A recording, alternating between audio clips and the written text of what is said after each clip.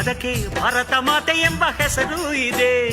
ಲೋಕವೇ ಮೆಚ್ಚುವಂತ ಗೀತೆಯು ಇಲ್ಲಿ ಇದೆ. ವಂದೇ ಮಾತರಂ ಎಂಬ ನಾಮದ ಗಂಧವಿದೆ. ನುಡಿಯೆಲ್ಲವನ್ನೇ ಧನ್ಯ.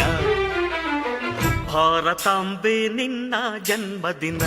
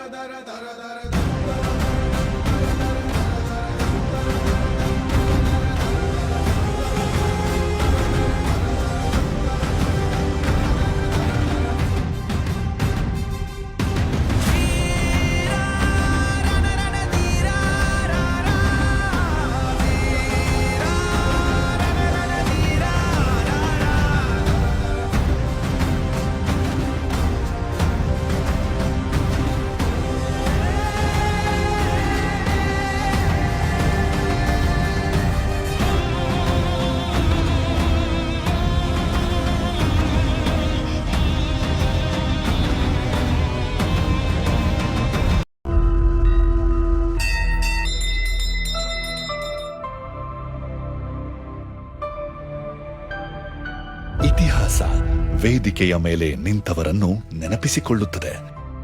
ಪ್ರತಿಯೊಂದು ಮಹಾನ್ ನಾಯಕನ ಹಿಂದೆ ಒಂದು ಮೌನ ಶಕ್ತಿ ಇರುತ್ತದೆ. ತನ್ನ ಕರ್ತವ್ಯವನ್ನು ನೆರವೇರಿಸುವ ಒಂದು ಬದುಕು, ಒಂದು ಕುಟುಂಬದ ನೆಮ್ಮದಿ, ಒಂದು ಮನೆಯ ಆಧಾರ, ಒಂದು ಬದುಕಿನ ಸಂಗಾತಿ.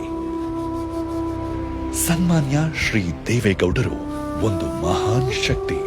ಆ ಶಕ್ತಿಯ ಹಿಂದೆ ನಿಂತಿದ್ದ ಮಹತ್ತರ ಸ್ಫೂರ್ತಿ ಶ್ರೀಮತಿ ಚೆನ್ನಮ್ಮ ದೇವೇಗೌಡ.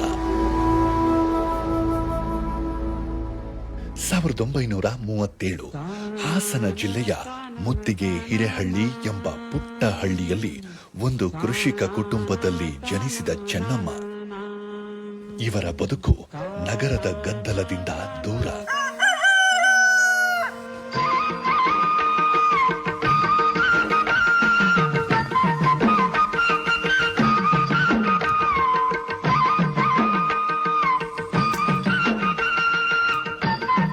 ಮಣ್ಣಿನ ವಾಸನೆ, ಹೊಲದ ಹಸಿರು, ಕುಟುಂಬದ ಮೌಲ್ಯಗಳು, ಸರಳತೆ, ಶಿಸ್ತು, ಪ್ರೀತಿ, ಪರಿಶ್ರಮ. ಅವರ ಬದುಕೆ ಒಂದು ಶಿಕ್ಷಣವಾಗಿತ್ತು. 1954 ಚೆನ್ನಮ್ಮನವರ ಬದುಕು ಇನ್ನೊಂದು ಪಯಣದೊಂದಿಗೆ ಸೇರಿತು. ಆಗ ಅವರಿನ್ನು ದೇಶದ ಪ್ರಧಾನಮಂತ್ರಿಯಲ್ಲ, ಒಬ್ಬ ಯುವ ರೈತ, ಒಬ್ಬ ಕನಸುಗಾರ. ಆ ಕನಸಿನ ಜೊತೆ ಸೇರಿದವರು ಚೆನ್ನಮ್ಮ. ದೇವೇಗೌಡರು ಡಿಪ್ಲೊಮಾ ಮಾಡಿಕೆ ಬಂದಾಗ ಹಳೆಯ ಕೋಟೆಯಲ್ಲಿ ಹೋಗಿ ಅವರು ಸ್ಕೂಲ್ ಬಾಗಿಲು ಕಿಟಕಿ ಬಾಗಿಲು ತೆಗೆದು ಈ ಅಮ್ಮನ ಬಗ್ಗಿ ನೋಡಿದ್ರು. ಆಗ ಇವರು ಕೂಡ ತಿರುಗಿ ನೋಡ್ಯವರು. ನೋಡಿದಂಥ ಕಾಲದಲ್ಲಿ ಅವರು ಅವತ್ತಿಂದ ಹಿಡಿದು ಈ ಹುಡುಗ ಮದುವೆ ಆಯ್ತಾನೆ ನನ್ನನ್ನು ಅನ್ನೋದಿದ್ದರೆ ಈ ಒಂದು ಚೊಳ್ಚಿ ಗಿಡನ ನಾಟಿ ಮಾಡಿದ್ರು ಮನೆ ಹಿಂಭಾಗದಲ್ಲಿ. ಮನೆ ಹಿಂಭಾಗದಲ್ಲಿ ಗಿಡ ನೆಟ್ಕೊಂಡು ಆ ಗಿಡ ಒಣಗೋದ್ರೆ ಈ ಹುಡುಗ ನಾನು ಮದುವೆ ಹಾಕಲ್ಲ, ಚಿಗುರಿದ್ರೆ ಮಾತ್ರ ನಾನು ವಿವಾಹ ಆಗ್ಬೇಕು ಆಚಾರ ಅಂತ ನಾನು ತಿಳ್ಕೊತೀನಿ. ಅವರು ಹಾಕಿದಂಥ ಗಿಡ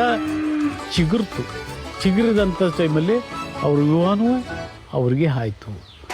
ನಗ್ತಾ ಇದ್ದಾರೆ ಯಜಮಾನ್ರು. ಹೌದು, ನನಗೆ ಗೊತ್ತಿಲ್ಲ ನಿನ್ ಕರ್ಕೊಂಬರ್ತಾರೆ, ನಾನೇ ಕರ್ಕೊಂಬರು. ಈ ತರ ಅವ್ರು ನಗ್ತಾ ಇರೋದು ಕಂಟಿನ್ಯೂಸ್ ಆಗಿ 5 ನಿಮಿಷ ನಾನು ಇದೇ ಮೊದಲನೇ ಸಲ ನೋಡ್ತಾ ಇರೋದು.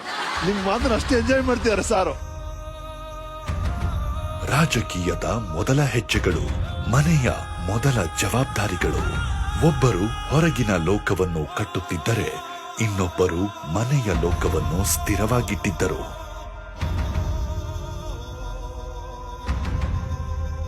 ಒಂದು ಹಳ್ಳಿ, ಒಂದು ವಿಧಾನಸಭೆ, ಒಂದು ರಾಜ್ಯ, ಒಂದು ದೇಶ. ದೇವೇಗೌಡರ ಪಯಣ ದೇಶದ ಪ್ರಧಾನಮಂತ್ರಿ ಹುದ್ದೆಯವರೆಗೆ ತಲುಪಿತು. I, H.D. Devegowda, do swear in the name of God that I will bear true faith and allegiance to the Constitution of India, except as may be required for the due discharge of my duties as Prime Minister. ಆದರೆ ಅವರ ಜೊತೆಯಲ್ಲಿದ್ದ ಮಹಿಳೆಯ ಜೀವನ ಶೈಲಿ ಬದಲಾಗಲಿಲ್ಲ.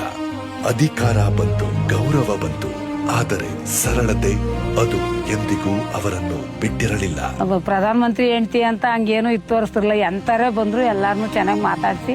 ಊರಿಗೆ ಬಂದರೆ ಅವ್ರಿಗೆ ಸಂತೋಷ, ಒಡನಾಟ, ಎಲ್ಲಾರನ್ನೂ ಊರವ್ರೆ ಎಲ್ಲ ತುಂಬ ಜನ ಬಂದರೆ ಅವ್ರಿಗೆ ಖುಷಿ. ಅವ್ರ ಜೀವನ ಸರಳವಾಗಿ ನಡೀತಾ ಇತ್ತು. ಓದಂಥವ್ರಿಗೆ ಯಾರಿಗೂ ಇಲ್ಲ ಅನ್ನಂಗಿಲ್ಲ. ಜನರ ಮೇಲೂ ಅಷ್ಟೇ ಇಟ್ಕೊಂಡಿದ್ರು. ಅವರು ಒಬ್ಬರು ದೇವತೆ ಅಂತಲೇ ನಾವು ಇಟ್ಕೊಂಡದ್ದು. ಅವ್ರು ಹೇಳಲಿಕ್ಕೆ ನಮ್ಗೆ ಅಸಾಧ್ಯವಾದಂಥ ದೈವಭಕ್ತಿ ಕಣ್ಣಮ್ಮ. ಎಲ್ಲರೂ ಮಕ್ಕಳು ಮಾತಾಡಿಸ್ತಿದ್ರು. ಅವ್ರು ಮಾತಾಡಿಸಿದಂಥ ಮಾತುಗಳು ಮತ್ತು ಪ್ರೀತಿಯಿಂದ ನೋಡ್ಕೊಳ್ತಾ ಇದ್ದಂಥದ್ದು ಅದನ್ನೆಲ್ಲ ನೋಡಿದಾಗ ಅವರಲ್ಲಿದ್ದಂತಹ ಒಳ್ಳೆಯ ಮಾತೃ ಹೃದಯ, ಅವರಲ್ಲಿದ್ದಂಥ ಒಳ್ಳೆಯ ಮನಸ್ಥಿತಿ ನಮಗೆ ಅರಿವಿಗೆ ಬರುತ್ತೆ.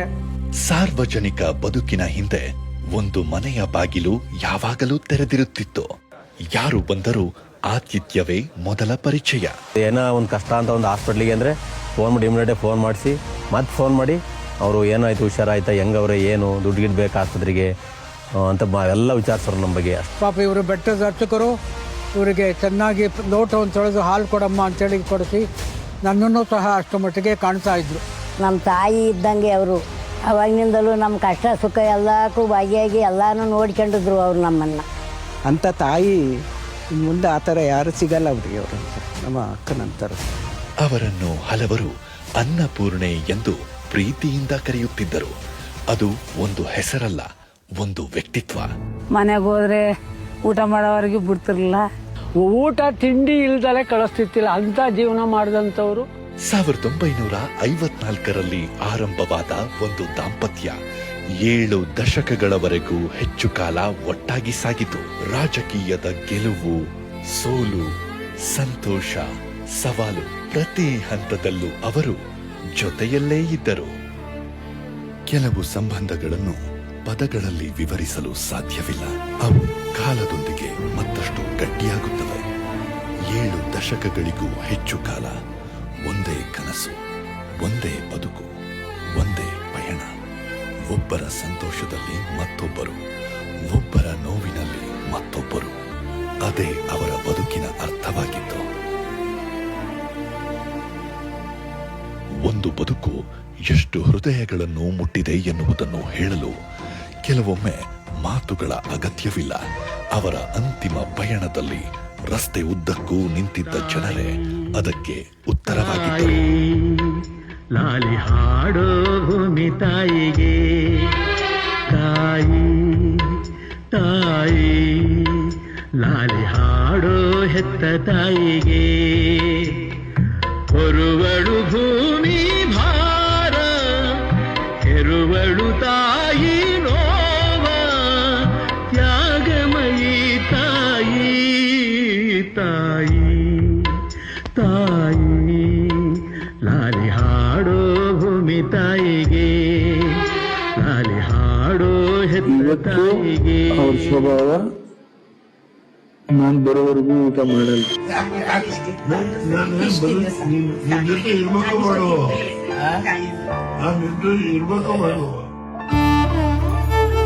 ಚೆನ್ನಮ್ಮನವರ ಅಗಲಿಕೆಯ ನಂತರ ಈ ಕ್ಷಣಗಳು ದೇಶದಾದ್ಯಂತ ಲಕ್ಷಾಂತರ ಜನರ ಹೃದಯ ಮುಟ್ಟಿದವು. ವಿಶೇಷವಾಗಿ ಯುವಜನರದ್ದು ಒಂದೇ ಮಾತು: ಕ್ಷಣಿಕ ಭಾವನೆಗಳ ಈ ಜಗತ್ತಿನಲ್ಲಿ ನಿಜವಾದ ಪ್ರೀತಿ ಇನ್ನೂ ಜೀವಂತವಾಗಿದೆ. ಅದು ಕೇವಲ ಒಂದು ವಿಡಿಯೋ ಅಲ್ಲ, ಒಂದು ಪೀಳಿಗೆಗೆ ಪ್ರೀತಿಯ ಅರ್ಥವನ್ನು ನೆನಪಿಸಿದ ಕ್ಷಣ.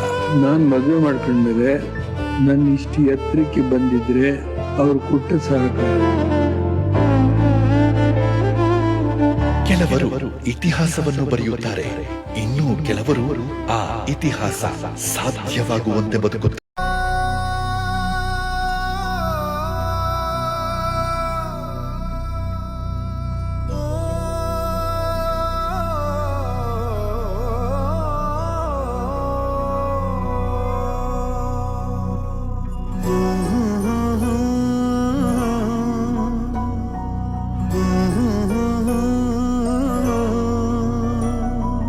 ಪರಪಂಚ ನೀನೇ, ನನ್ನ ಪರಪಂಚ ನೀನೇ, ಪರಪಂಚ ನೀನೇ, ನನ್ನ ಪರಪಂಚ ನೀನೇ, ನೀನೇ ಎಲ್ಲ ಬೇರೆ ನಿಲ್ಲ. ಪರಪಂಚ ನೀನೇ ನನ್ನ ಪರಪಂಚ ನೀನೇ ಪ್ರಾಣ ನೀನೇ ತ್ರಾಣ ನೀನೇ ಪರಪಂಚ ನೀನೇ ನನ್ನ ಪರಪಂಚ ನೀನೇ